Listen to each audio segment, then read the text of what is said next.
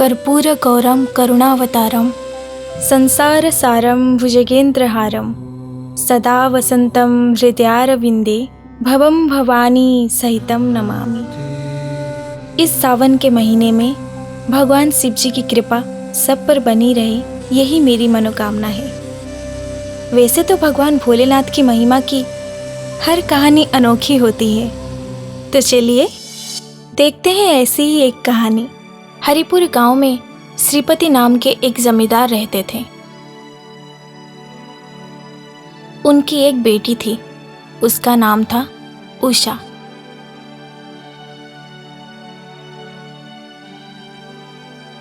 उषा ने बचपन में ही अपनी माँ को खो दिया था, इसलिए उसके पिताजी बड़े प्यार से उसका लालन पालन किए थे।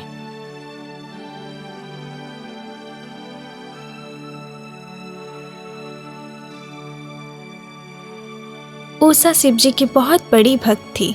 वो बड़े भक्ति भाव से शिव जी की पूजा करती थी। उषा घर के कामों में बिल्कुल माहिर थी।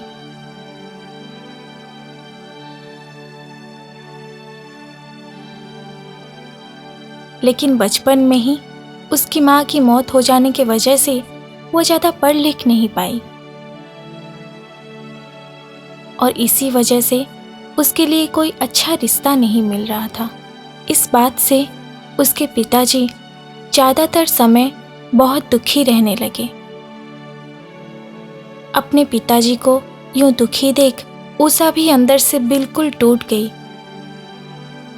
और मंदिर जाकर शिव जी की प्रार्थना करने लगी। उसकी प्रार्थना सुन शिव जी प्रकट हुए।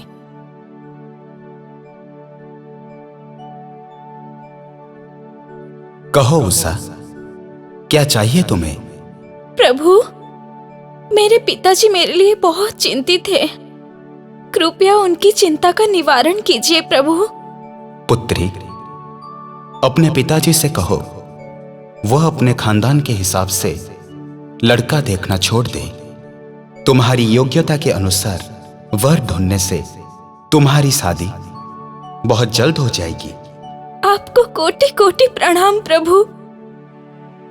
उषा मंदिर से लौटकर अपने पिताजी को सब कुछ बोली। उसकी सारी बातें सुनकर अंत में उसके पिताजी उसकी शादी जयंत नामक एक लड़के से करवा दी।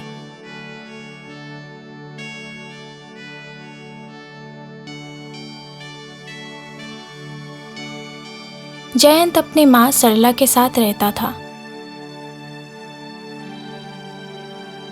सरला जी की नज़र श्रीपति के संपत्ति के ऊपर था, इसलिए बात बात पर वो उषा को परेशान करती थी। जयंत बहुत ही सीधा साधा लड़का था। वो अपनी माँ की बात कभी भी नहीं टाल पाता, इसलिए वो हमेशा उषा को अपनी माँ की बात मानने को कहता। उषा मन ही मन बहुत पश्चाताप करने लगी, रोने लगी, मन ही मन कहने लगी, शादी ना हो पाने की वजह से मेरे पिताजी कितने दुखी थे और शादी हो जाने के बाद अब मैं बहुत तकलीफ में हूँ। उसके कुछ दिन बाद सावन का महीना आया। सावन के महीने में शिव जी की पूजा की जाती है, यह बात सभी जानते हैं। उषा ने भी सावन के महीने में शिव जी का व्रत रखने का फैसला किया। जब यह बात उसकी सास को पता चली, उन्होंने उषा को व्रत रखने से मना कर दिया। लेकिन उषा शिव जी की बहुत बड़ी भक्त थी। वो इस सावन के महीने में कैसे इस व्रत से खुद को वंचित रख सकती थी। उसने मन ही मन ठान लिया कि जैसे भी हो वो ये व्रत जरूर रखेगी। इस पूरे महीने वो मांस मछली को हाथ तक नहीं लगाएगी, पति के पास नहीं रहेगी और फल आहार कर खुद को पवित्र रखेगी। आज सावन के महीने का पहला सोमवार है। उषा का आज उपवास है। वो खाद्य ग्रहण नहीं करेगी। इस बात की भनक उसकी सास को लग गई थी, इसलिए वो उषा को खाने के लिए मजबूर करने लगी। तब उषा ने उनसे झूठ कह दिया कि उसे बड़ी जोरों की भूख लगी और इसलिए उसने सबसे पहले खाना खा लिया है। ऐसे कर 3 सोमवार चला गया। आज है आखिरी सोमवार। शिवजी पर जलाभिषेक करना है। योजना के अनुसार उषा सोमवार को प्रातःकाल उठ गई और बीती रात रखी हुई पूजा सामग्री को लेकर जलाभिषेक के लिए निकल पड़ी।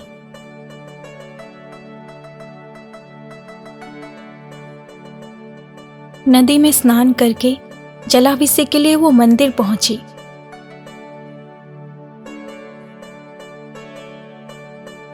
उसने देखा वहां पहले से ही बहुत से भक्त जलाभिषेक के लिए खड़े हुए हैं।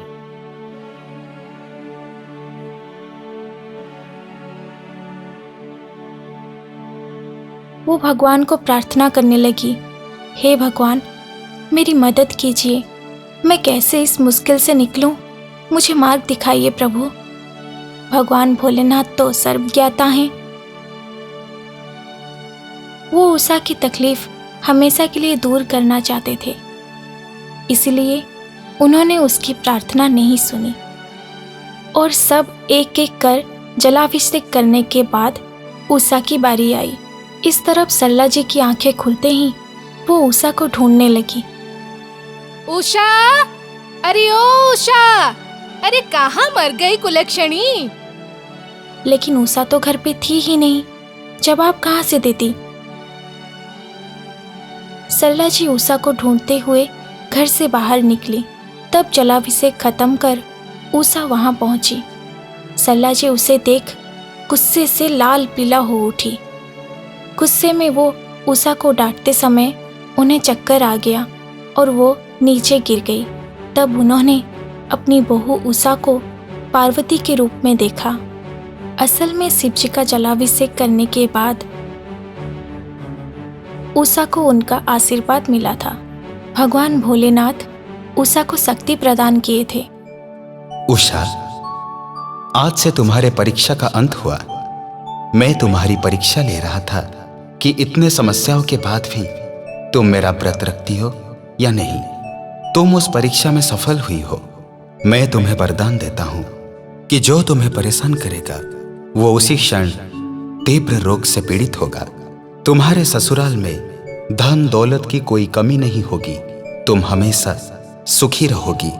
तथास्तु। उषा उसी क्षण अपने आराध्य देवता भोलेनाथ को स्मरण करने लगी।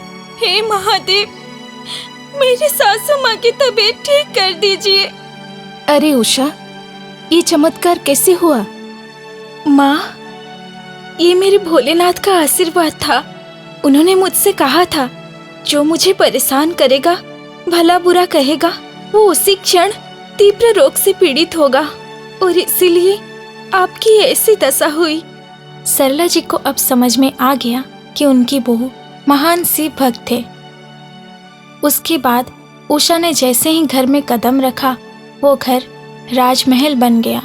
सोने चांदी हीरे मोती से उनका घर भर गया। सरला जी ये सब देखकर हैरान हो गई। उन्हें अपनी गलती का एहसास हो गया और उन्होंने उषा को अपना लिया। उस दिन से उषा के परिवार वाले सुख शांति से रहने लगे। ये है प्रभु भोलेनाथ की महिमा। इस सावन के महीने में भोलेनाथ का आशीर्वाद सबको प्राप्त हो।